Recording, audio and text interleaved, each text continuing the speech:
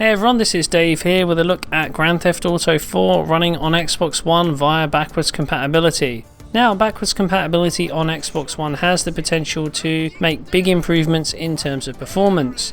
For one, all of the games running on the machine are VSync, thus eliminating any tearing that would have originally appeared in the 360 version, while frame rates can also be improved as well, delivering a much smoother level of performance. Of course, this does vary from game to game, so not all titles are guaranteed to perform better, but the majority of games do actually see a tangible improvement that benefits gameplay. Now, with Grand Theft Auto 4, the results are somewhat mixed. I can say that there is a definite boost to performance in terms of the raw frame rates. That much is definitely clear, but the question here is whether or not the higher frame rates actually make the game better to play.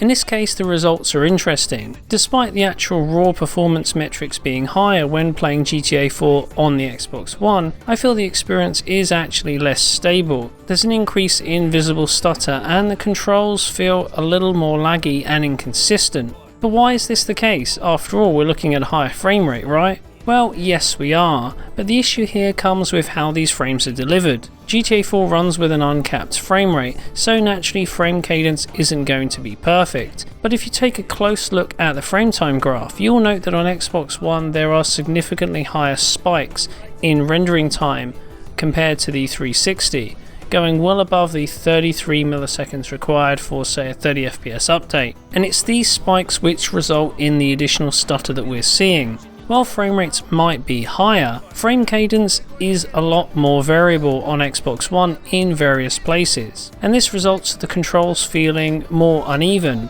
They go from feeling similar to on the Xbox 360 to feeling heavier, often in just a few seconds.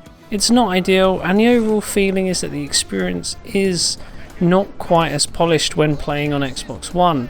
It's worth bearing in mind though that not all scenes play out quite like this, and there are moments where frame delivery or frame cadence is basically on a par with Xbox 360, but the frame rates are slightly higher, and in those particular scenes then we do get a slightly smoother experience. However, the experience does vary between scene to scene, and at the moment I don't think playing on the Xbox One actually delivers a better experience all round. In fact, it feels worse to play at the moment. Here I actually think that a 30 FPS cap would have worked wonders. Looking at the graph, it's clear the game is operating around 30 frames per second, and capping the frame rate would have led to a much smoother level of performance. Unfortunately, the game runs in an uncapped state on the original 360, and providing a capped frame rate on Xbox One may have actually been quite difficult to implement as a result, so it's unlikely that we'll see this feature here. Either way, the results are a little disappointing, and playing on the original 360 is probably the better bet at the moment.